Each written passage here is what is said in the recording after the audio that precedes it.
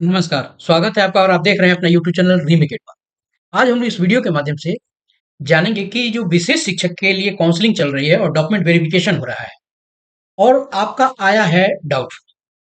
तो इसमें बहुत सारे लोगों के मैसेजेज आ रहे हैं जिसके चलते मुझे ये वीडियो बनाना पड़ रहा है। बहुत सारे लोग पूछ रहे हैं कि क्या सर, जब फिर से आपका वेरिफिकेशन होगा यानी जिसमें डाउटफुल आया है, क्या वो फिर से हमारा बायोमेट्रिक जांच होगा यानी फोटो फिर से खिंचाएगा, फिर से हमारा थंब इम्प्रेशन लिया जाएगा?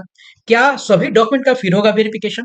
इस संबंधित इस वीडियो में मैं आपको जानकारी दूंगा और मेरा क्या मानना है और इसके पीछे क्या तर्क है उसको मैं बताऊंगा।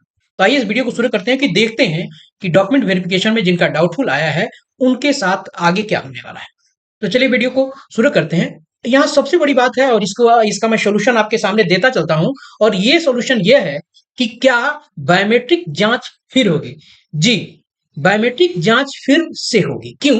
क्योंकि जो डाउटफुल आया है और डाउटफुल आने में जब उसका दोबारा वेरिफिकेशन कराने जा रहे हैं, तो क्या ये जरूरी है कि वो व्यक्ति आप ही हो सकता है आपकी जगह पे कोई और जाके वेरिफिकेशन करा रहा हो।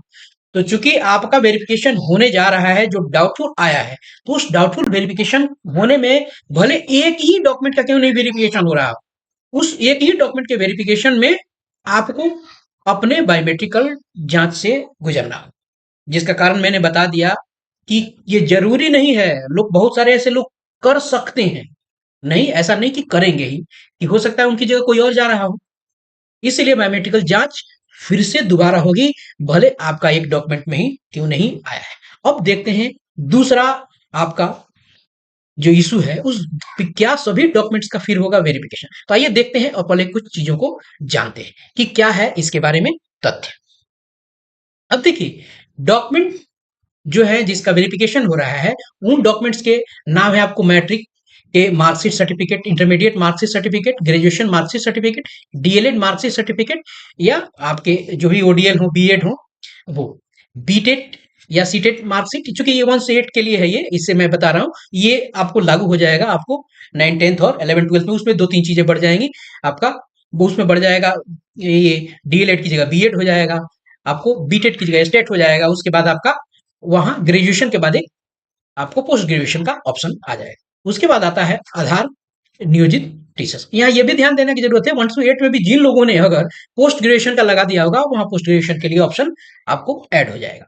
यह जानना जरूरी है। अब बात यहाँ देख के चलते हैं, मान के चलते हैं कि माना है हमारे हमारे सामने दिख क्या रहा है कि मैट्रिक मार्कशीट सर्टिफिकेट, इनका वेरिफिकेशन जिसका भी है फाउंड करेक्ट आया है, आधार जो है वो फाउंड करेक्ट है, और नियोजित शिक्षक का फाउंड करेक्ट है। यहाँ 3 हमको दिख रहा है। अभी जब ये सामने से हटेगा तो दिखेगा कि और कितने हैं, कितने में आपको फाउंड करेक्ट आया है, कितने में फाउंड करेक्ट नहीं आया है। अब पहले ये जानना जरूरी है, हम सबको पता है कि जांच जब होता है तो ये वेरिफिकेशन स्टेटस है, ये 4 स्थितियों में इसकी आपको स्टेटस को बताया जाता है। पहला स्टेटस है कि वेरिफिकेशन के दौरान प्रमाण पत्र मिलान के पश्चात सही पाया गया, तो क्या लिखते हैं? Found correct. आपको वेरिफिकेशन के दौरान प्रमाण पत्र मिलान के पश्चात संदेहास्पद लिखा गया, तो वहां क्या लिखते हैं? वो लिखते हैं आपको डाउटफुल लिखते हैं।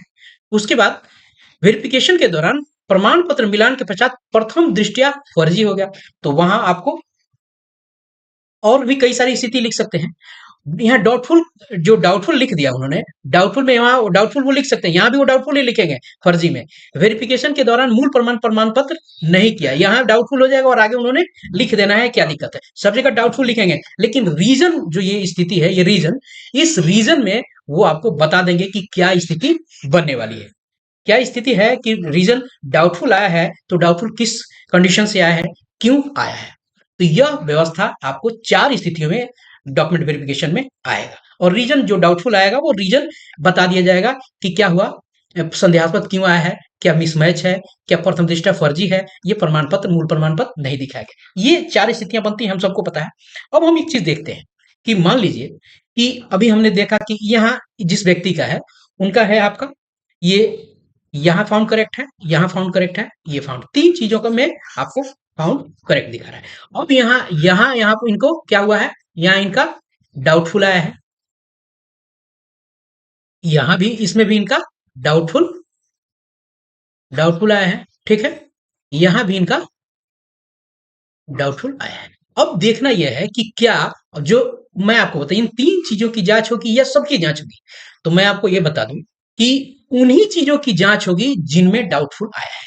जो पहले से फाउंड करेक्ट हो गए हैं, उनके जाँच करने का कोई औचित्य बनता ही नहीं और ये सबमिशन के मोड में चले गए हैं। ये तभी जाँच होगा जब आरटीई के माध्यम से कोई निकालेगा, आपके ऊपर कंप्लेन करेगा तब ये। लेकिन वो स्थिति तो अभी बन नहीं रही है, तो आप इतने जान के और इस आश्वस्त रहें कि वही डॉक्यूमेंट जाँच होगा जिसमें डाउटफुल आया है। क्योंकि आपको इस डाउटफुल के स्टेटस को जस्टिफाई करना है कि भाई यहाँ डाउटफुल इन्होंने लिख दिया है तो आपको बताना है कि आपने संदेह के घेरे में जो डाला है ये संदेह के घेरे में नहीं है, मेरा डॉक्यूमेंट सही है।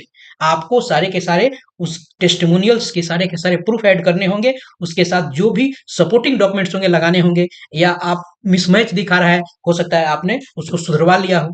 कई जगह ऐसी स्थिति बन रही है कि डॉक्यूमेंट के पीछे सीरियल नंबर है, जबकि बहुत ऐसे जो डिपार्टमेंट्स हैं, यूनिवर्सिटीज हैं और आपको बोर्ड है जो पीछे दे रही हैं, कई सारे सेशन में पीछे मिल रहे हैं। लेकिन आपको बाद में जब इसका स्क्रीनिंग होगा, स्क्रीनिंग जो होगा वो बड़े सूक्ष्म तरीकों से होगा। इसलिए आप यहाँ आश्वस्त रहें कि जिन चीजों पे डाउटफुल आया है उन्हीं डॉक्यूमेंट का वेरिफिकेशन होगा।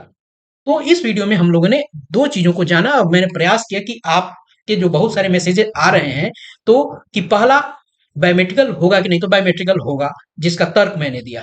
आगे क्या होता है नहीं होता है, लेकिन इन सब चीजों को बताने के पीछे मेरा है कि आप अलर्ट मोड में रहे। मैं कोई पैनिक क्रिएट नहीं करता हूं, मैं ये बताने के पीछे आपको ये बात आपको अलर्ट मोड में लाने के लिए कहता हूं और इसके पीछे तर्क भी दिया मैंने कि क्यों आपको बायोमेट्रिकल आपका बायोमेट्रिकल आइडेंटिफिकेशन फिर से होगा और कौन कौन से डॉक्यूमेंट की जांच होगी। तो इस वीडियो में इतना ही, मिलते हैं जल्दी ही नए कंटेंट और नए इन्फॉर्मेशन के साथ। तब तक अपना ख्याल रखें। जय हिंद।